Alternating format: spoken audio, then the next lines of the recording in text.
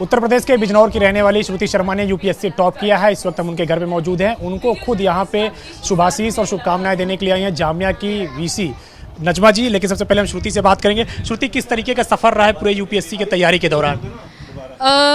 Constant ups and downs रहे हैं पूरे सफ़र में। कभी काफ़ी मोटिवेशन था, कई बार डाउन्स भी थे, तो वो कांस्टेंट रहा है। पर आई एम ग्लैड कि एंड में जो हुआ अच्छा हुआ है, तो आई एम हैप्पी। स्कूलिंग से लेकर के आप तक का जो अब तक का सफर रहा है, खासतौर से ग्रेजुएशन पोस्ट ग्रेजुएशन तक का, कहाँ से सब कंप्लीट हुआ है आपका? मेरी दिल्ली में ही एजुकेशन रही है, तो 5th क्लास तक कैम्ब्रिज न्यू फ्रेंड्स कॉलोनी, उसके बाद सरदार पटेल विद्यालय। ग्रेजुएशन मैंने सेंट स्टीफेंस कॉलेज से की थी। फिर JNU में मैंने थोड़ा पढ़ा था MA मॉडर्न हिस्ट्री। उसके बाद मैं जामिया में RCA में आई थी, रेजिडेंशियल कोचिंग एकेडमी। अभी मैंने दिल्ली स्कूल ऑफ इकोनॉमिक्स से MA सोशियोलॉजी शुरुआत की है। अगर बात करें तो परिवार में कौन कौन सा है और आपका कौन सा अटेम्प्ट था यूपीएससी के लिए? ये मेरा दूसरा अटेम्प्ट था यूपीएससी के लिए। और परिवार में मेरे माता पिता हैं, मेरा भाई है और मेरी नानी है। बिजनौर से आप लोग का ताल्लुकात है, तो बिजनौर से किस तरीके से आपका जुड़ाव रहा है और कौन कौन लोग अभी बिजनौर में अगर बात करें? बिजनौर में मेरी सारी ही एक्सटेंडेड फैमिली है। दादा दादी अभी तक थे, अभी सैडली उनकी डेथ हुई है रिसेंटली। मेरे ताऊ जी जो हैं, ताऊ जी ताई जी, वो सब वहाँ पर हैं। मेरी बुआ जी और फूफा जी, सब मतलब एक्सटेंडेड फैमिली सारी हमारी यूपी बिजनौर में ही है। सफलता का श्रेय किसे देते हैं, चूँकि आपने एक बड़ी कामयाबी हासिल की है?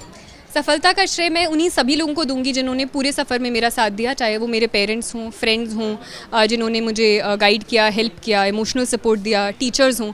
तो आई थिंक हर कोई इंसान जो इस पूरी जर्नी में मेरे साथ था, उसको ये श्रेय जाता है।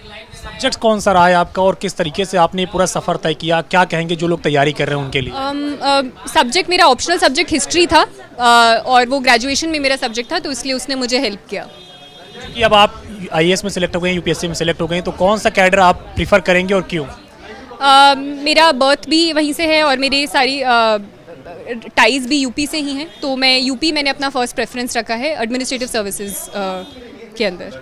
यूपी को लेकर के आपकी क्या सोच है? अगर आप यूपी में जाती हैं तो किस तरीके से आगे काम करने को लेकर के सोच है?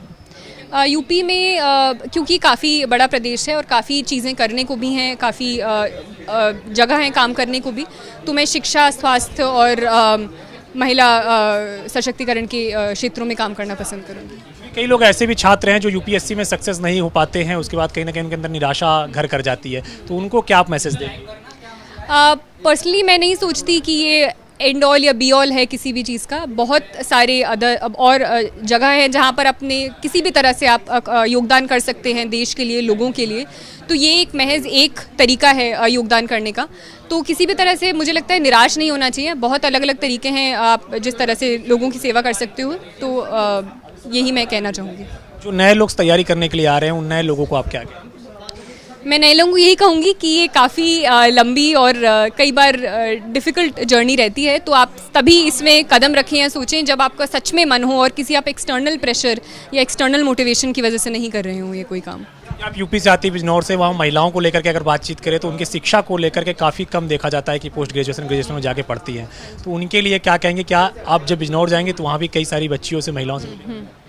हाँ जी, और ये होपफुली आने वाले दिनों में ये चीज़ें चेंज हों, और चेंज हो भी रही हैं। आजकल भी धीरे धीरे लोग शिक्षा में घुस रही हैं, लड़कियां शिक्षा में घुस रही हैं, अच्छे अच्छे पदों को हासिल कर रही हैं।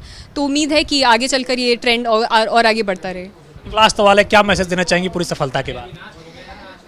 अभी कुछ मैसेज तो नहीं, बस I am very thankful for everything and everyone that this happened. Jamia की वीसी नजमा जी, मैम आपकी जो कोचिंग सेंटर है वहाँ पे चल रही है, उससे कई सारे लड़के कई सारे कोर्सेज में सफल हो रहे हैं, कई सारे कॉम्पिटिटिव एग्जाम में सफल हो रहे हैं। किस तरीके से आप लोग उसको चला रहे हैं और आगे किस तरीके से प्लान? हमारे यहाँ इस साल 23 लोग सफल हुए हैं, जिनमें से 9 लड़कियाँ और बाकी लड़के हैं। इन्हें सफल होने के लिए एक दूसरे का एग्जाम्पल भी था। जब ये सब साथ मिलके पढ़ते थे तो एक दूसरे से सीखते भी थे, और इसलिए अगर हमारे यहाँ से टॉपर निकल सकता है तो हमारे यहाँ से और लोग जो निकलेंगे वो भी काफ़ी अच्छे ही निकलेंगे। लेवल्स उनके बुरे नहीं हैं, मैंने देखा है। ये जब जाने वो कह रही हैं यूपी, तो ये यूपी वाली हैं।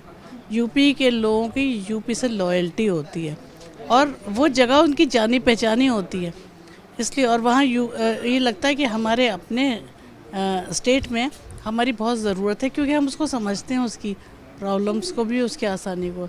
तो मुझे बहुत खुशी है कि इसने ये यही चुना है।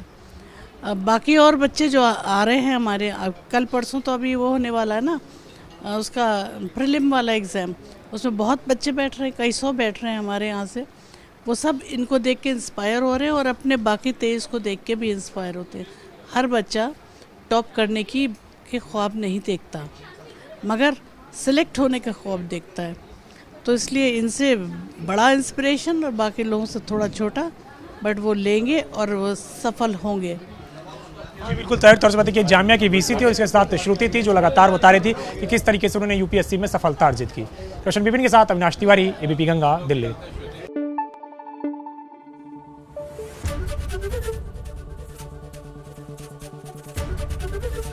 एबीपी गंगा, खबर आपकी, जुबान आपकी।